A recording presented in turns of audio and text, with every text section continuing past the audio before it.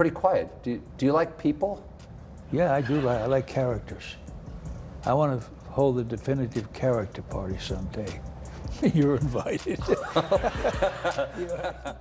Hollywood's hardest man, Robert Duvall, haunted by a role he couldn't leave behind.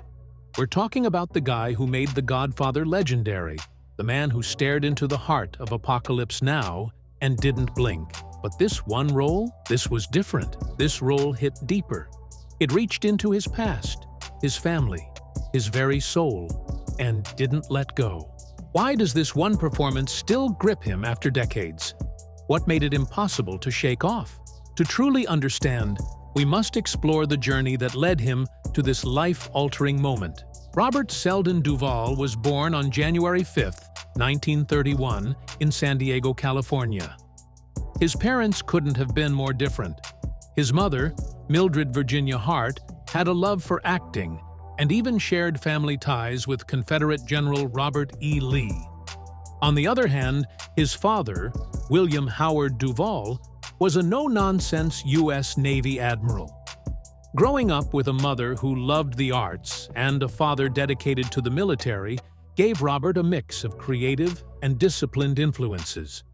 His upbringing was also shaped by religion. His father followed Methodist beliefs, while his mother was a Christian Scientist.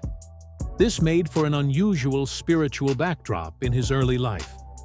Because of his father's job in the Navy, Robert's family was constantly on the move. They lived in different places, but one of the most memorable was Annapolis, Maryland, near the U.S. Naval Academy. Robert switched schools often, attending places like the Severn School in Maryland and the Principia in Missouri.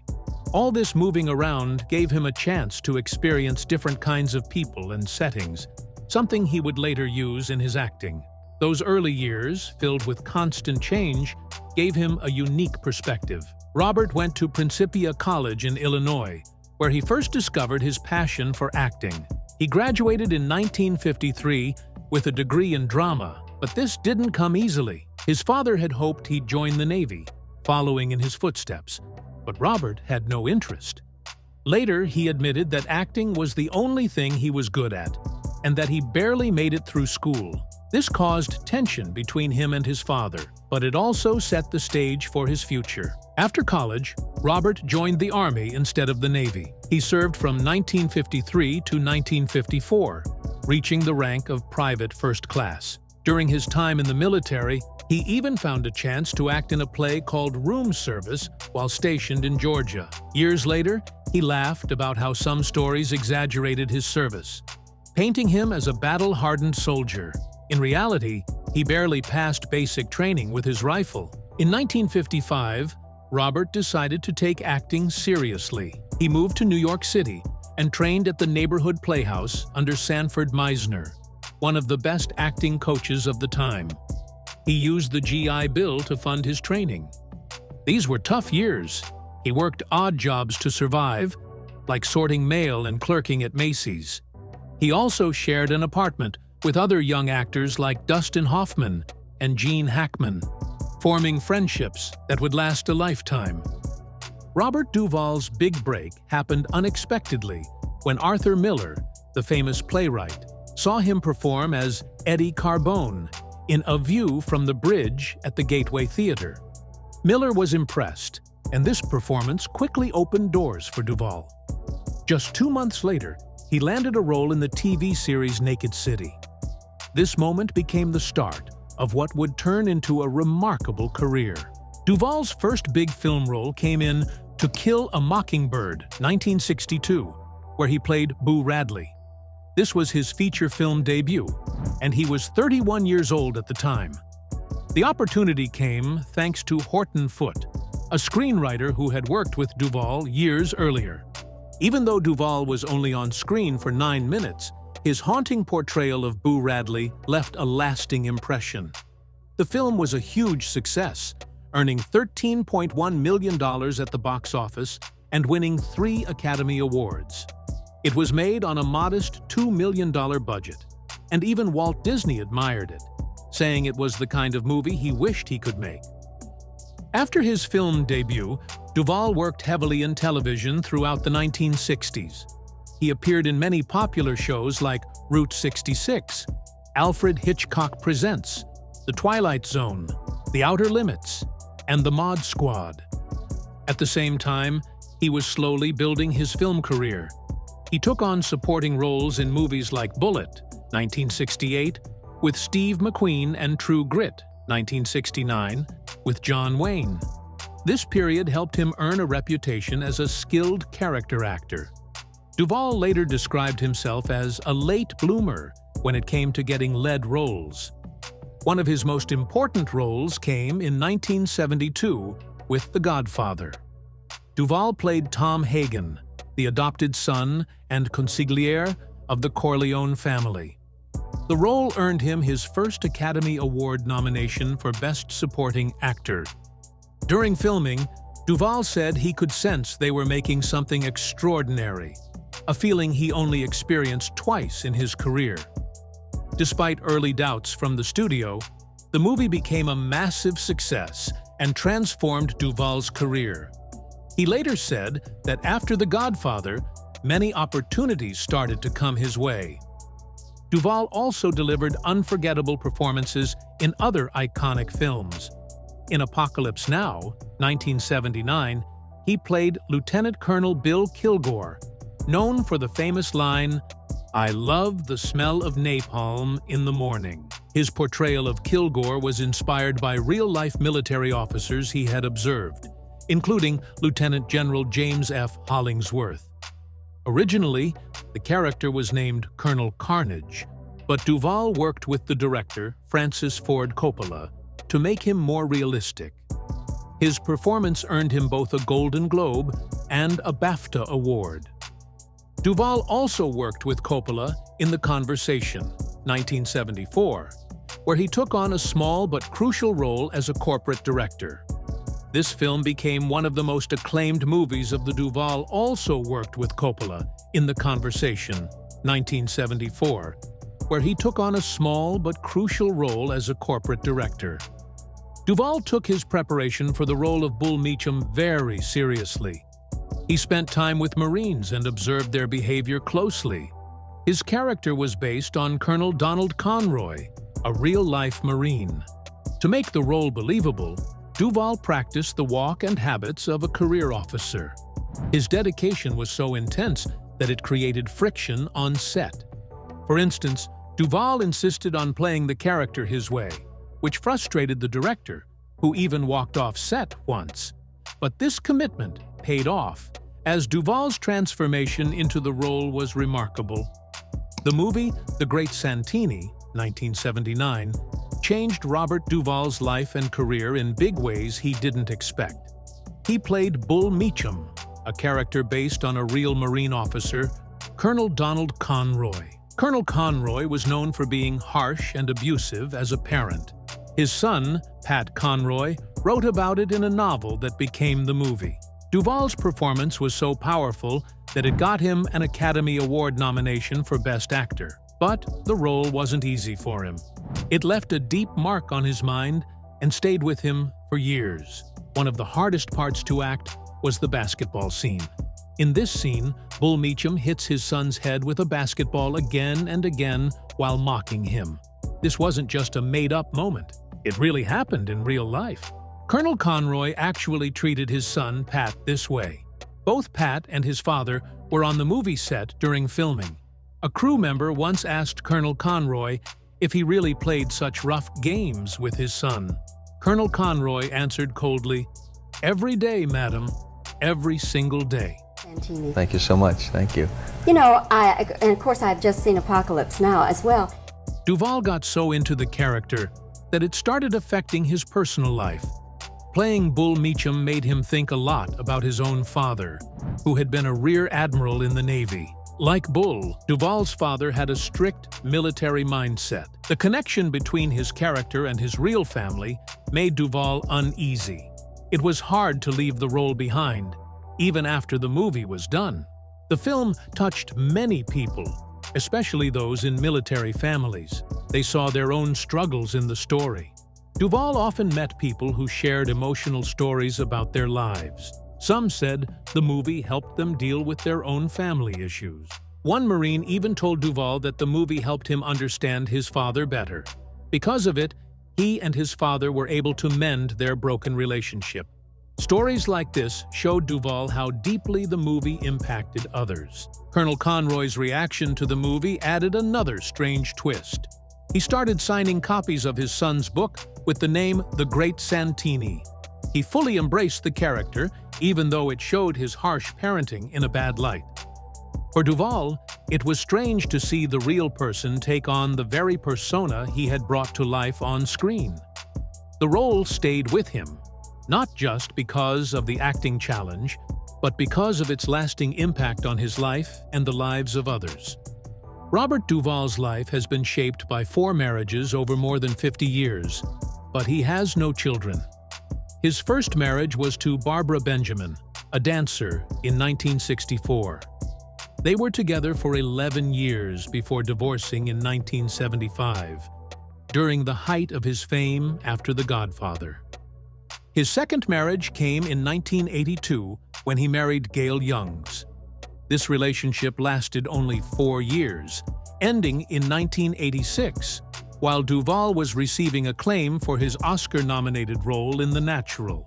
His third marriage, to dance instructor Sharon Brophy, began in 1991. It ended in 1996, around the time he had great success directing The Apostle. Finally, in 2005, at 74 years old, Duvall married Luciana Pedraza, an Argentine actress who is 41 years younger than him. They met by chance on a street in Buenos Aires when she invited him to a party. Coincidentally, they share the same birthday, January 5th, but are 4 decades apart in age. Despite these marriages, Duvall has never had children, making him one of Hollywood's notable childless actors alongside Betty White and Helen Mirren. In a 1997 interview, Duvall spoke openly about not having children. Let's see. Well, if I was to get with some of those people and they was willing to start up a new temple, small, would you be willing to come along with me and help me in the community? Well, there is a possibility. He admitted, with surprising honesty, "I guess I'm shooting blanks." This rare moment of vulnerability showed a different side of him. Throughout his marriages, he tried to start a family but was unsuccessful. In 2010, he shared more about how not having children allowed him to focus deeply on his acting career. His dedication led to a body of work spanning over 6 decades and 7 Oscar nominations. Though he never set out to speak for others, his openness about male infertility brought attention to a topic often avoided in Hollywood. By addressing it so frankly, he helped make such discussions less taboo. Later in life, Duvall developed a strong passion for Argentine Tango, which became a key part of his identity. After meeting his wife Luciana in Argentina, he turned his 360-acre farm in Virginia into a unique estate with a tango salon. The farm, located near the Blue Ridge Mountains, has a special dance floor where the couple hosts tango gatherings called milongas. They also welcome tango instructors and musicians to visit, creating a cultural connection between Virginia and Argentina. Duvall and Luciana dance at least 3 times a week, and they've used their love of tango for good causes. They organize fundraisers that mix dance and charity, including events for the Robert Duvall Children's Fund. Children with Down syndrome. With their assistance, we have financed projects to rebuild schools and homes. The difference we have made has been incredible. Which they started in 2015. The fund supports education and welfare programs for children in northern Argentina, an interesting contrast to Duvall's childless life. On the ranch, Duvall also enjoys horsemanship, caring for a stable of 12 horses. His farm reflects his blend of American cowboy life and Argentine elegance, combining his love for horses and tango in a way that feels both personal and unique. Coming back to his career, Robert Duvall's Oscar win for Tender Mercies in 1984 Robert Duvall.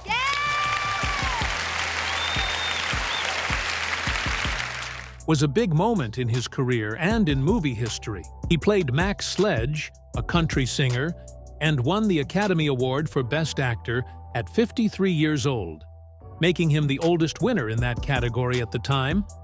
This win was extra special because it came after 5 previous nominations. During his speech, he thanked country music legends Johnny Cash, Willie Nelson, and Waylon Jennings, showing how much their support meant to him. To prepare for the role, Duvall went deep into Texas culture. He drove over 600 miles around the state, recorded how people spoke, and even performed with country bands to make the role feel real. The movie had a modest budget of $4.5 million, but it still received 5 Oscar nominations, including Best Picture. However, working on the film wasn't always smooth. Duvall and director Bruce Beresford had tense moments, with Beresford almost quitting. Despite poor test screenings and little marketing, the movie became a critical success after its release in 1983. In 1997, Duvall created The Apostle, a film that was a true labor of love. He wrote the script in 1984, but it took 13 years to make because no major studio wanted to fund it. Duvall didn't give up. He believed in the project so much that he used $5 million of his own money to bring it to life. The idea for the movie came from a visit he made to a small Pentecostal chapel in Arkansas in the 1960s. He thought the sermons there were like art. To make the film feel authentic, Duvall cast real holiness preachers and local townspeople in key roles. One of the most intense scenes, a confrontation with Billy Bob Thornton, could have ruined the film if it didn't work. Instead, it became one of the movie's best moments. Critics loved The Apostle, and it earned Duvall his 3rd Oscar nomination for Best Actor. A theologian even called it the most accurate portrayal of evangelical faith ever seen on screen. Even in his 90s, Duvall continues to work in movies and impress audiences. He has acted in films like The Pale Blue Eye, 2022, Hustle, 2022, and 12 Mighty Orphans, 2021. His dedication to his craft has kept him relevant in Hollywood for decades. In 2014, he starred in The Judge with Robert Downey Jr., showing he still has a strong screen presence. Duvall's influence goes beyond acting. He has inspired many actors with his commitment to authenticity. He is even listed in the Guinness Book of World Records as the most versatile actor in the world. His career spans 8 decades, from the 1950s to the 2020s, making him one of the few actors to stay active for so long. He's also known for standing up for what he believes in, like when he refused to be in The Godfather Part 3 because the studio wouldn't pay him the same as Al Pacino. Duvall's work, like his role in Get Low, 2009, continues to be praised for its depth and emotion, proving he's still one of the best in the business. Robert Duvall's political views are often called either libertarian or conservative. In 2001, he was personally invited to attend the inauguration of Republican President George W. Bush. Later, in September 2007, he announced that he supported Rudy Giuliani's campaign during the 2008 Republican presidential primaries. Duvall even worked on the floor at the GOP's 2008 National Convention. In September of that same year, he appeared on stage during a John McCain-Sarah Palin rally in New Mexico. By 2012, he endorsed Republican presidential nominee Mitt Romney. However, by 2014, Duvall shared in an interview that he had decided to become an independent. Duvall has also been deeply involved in philanthropy and activism. In 2001, he and his wife, Luciana Pedraza, started the Robert Duvall Children's Fund. This organization helps families in northern Argentina by renovating homes, schools, and medical centers.